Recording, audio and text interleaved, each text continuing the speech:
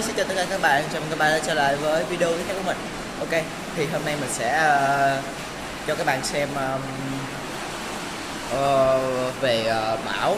Ok, thì ở đây cũng bão chưa có lớn đó. Ok, giờ mình sẽ lên lầu cho các bạn xem nha. Ok.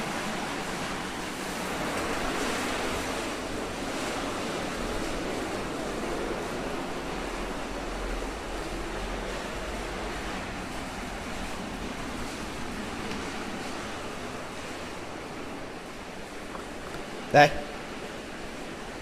đây là trên lầu của mình. Đây mình đi đường kia. Oh shit. Đây. Sáng giờ mưa. Dông gió rất là lớn. Sao? Đây.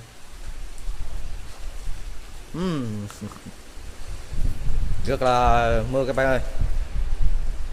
Ok. Cái này chưa đủ lớn đâu.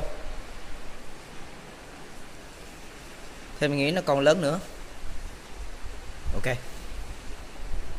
Ok thì lúc nãy mình cũng đã cho các bạn xem về tình hình bão của mình. Ok. Đây là Đồng Tháp nhá. Tình hình bão ở Đồng Tháp. Chắc mình nghĩ cũng chưa có đủ lớn đâu. Ok. Thì bây giờ lúc hồi nãy trong thời gian mà cho các bạn xem bão, mà nội mình có chiên mình mấy cái chú chiên rất là ngon, thì rất là đã các bạn. Yes, rất là đã. Ok thì giờ mình sẽ ăn test thử.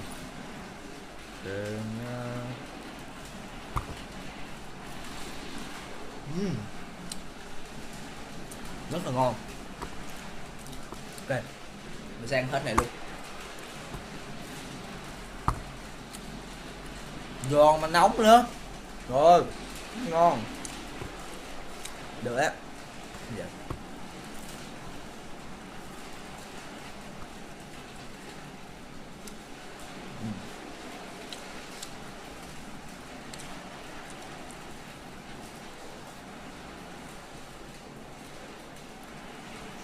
Rất là ngon.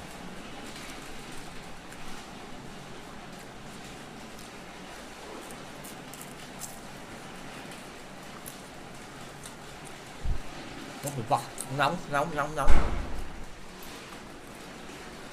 Ok, cái thứ hai nào. Yes, cái thứ hai.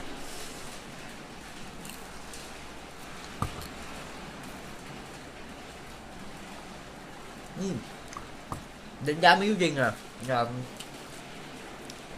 thơm, giòn, ngọt, ngon của mình, mấy mùi vị chuối ở trong, rất là béo, ngon, ngọt, thơm.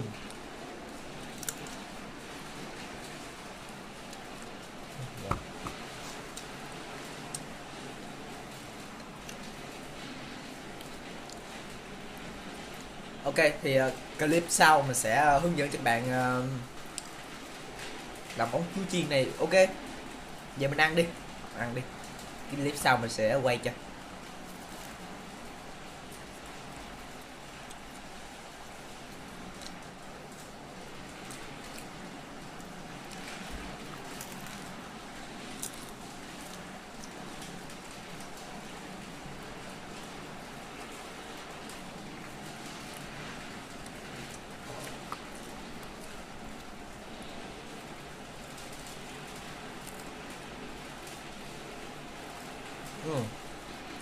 Ngon quá.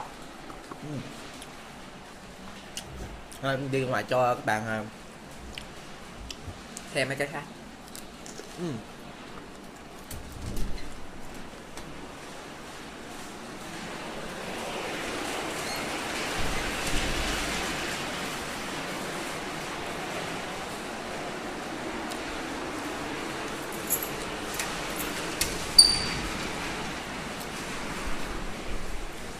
Ở đây mình nghe nói bão tới cấp 16 lần mà không biết có không nữa. Mình thấy đây mình cho các bạn xem. Đây, cũng có lớn lắm nữa.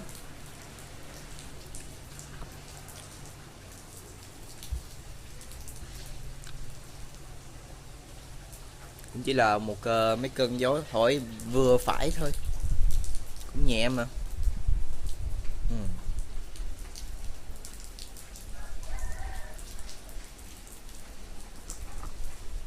Nghe nói ở ngoài đảo á, nó có giông tố bão cực lớn luôn.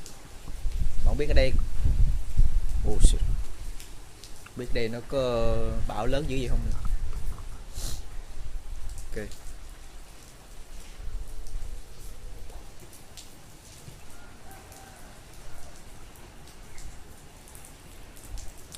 ở Đồng Tháp mình thì trời cũng khá lạnh, cỡ 22 độ, 22 độ.